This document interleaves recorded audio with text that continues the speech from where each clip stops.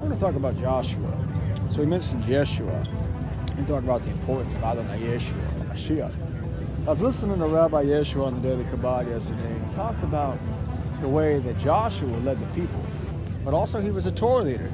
He was great at Torah. Not only that, he was a great general.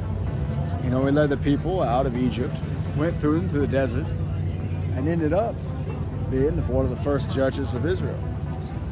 Whenever they went into the scout the land, Joshua and Caleb went to the scouts that were unafraid of the giants that were in the land. So they continued forward. And more so than that, even the military strategies of Joshua are still studied today. What we end up seeing is that Joshua ended up as a leader. So all of the doctrine that we have from Moses, so from Moshe, all of it was preserved by Joshua, Yeshua.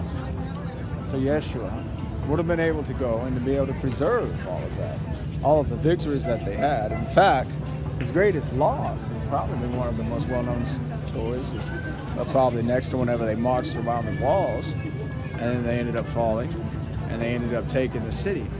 And so what you ended up having was that at Ai, when they were going into the city, what had happened is that one person had ended up holding some of the gold that they had, and they held on to it. And so after Jericho, and with Jericho, of course, they marched around the wall 7 times, and the walls fell. And it's kind of a miracle of Christ. But with Ai, what they ended up having to do was have the purification of the people. And so when they had that one sin in their camp, it ended up giving them failure. But once they eliminated that sin, it ended up giving them victory. So it showed the absolute importance of cleansing the sin from the camp. So that within the city and within the camp, once you end up taking away that sin, it ends up giving you that blessing of God that ends up allowing for you to go forth and to take the city. So once you take away out all of the sin from your life, it's actually the parallel of the teaching, is that you're going to be able to go forth into the city and win it. So thus, in the same way, the same character aspects that you see within Joshua, when he was able to lead the people to victory, it was because they would consult the Lord. God would tell them to go into this or that city, and they would take the city. And they would end up being victorious in that city. In fact, Yeshua, his name actually means victory. And so what you ended up having was the victory that was proclaimed through the name of the leader of the people, and also set forth for him as a spiritual leader, even leading forth under the Messiah. But the way that he ended up having it with Joshua is that this instruction in the Torah had been given to Moses, and Joshua ended up laying the foundation of it that went through the judges and even under the kings.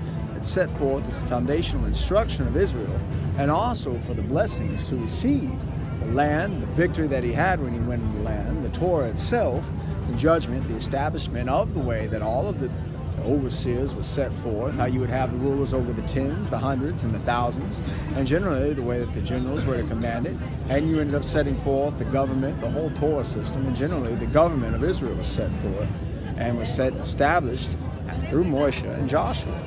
And so what we end up having is that when we look at Joshua, we see the foundations of Israel. We see the victory and the miracles of God, and we also see a strong leader. When we look at Christ, it's the same name. But what we should understand is that we should go forth and have that victory in God, and that we should look at Yeshua, and we should be able to see the victory that comes forth when we call upon God's name, and we consult the Lord, knowing that once we take away that sin from our camp, that we're then going to be able to go into the city, claim that victory, and ultimately be established as a leader and a judge.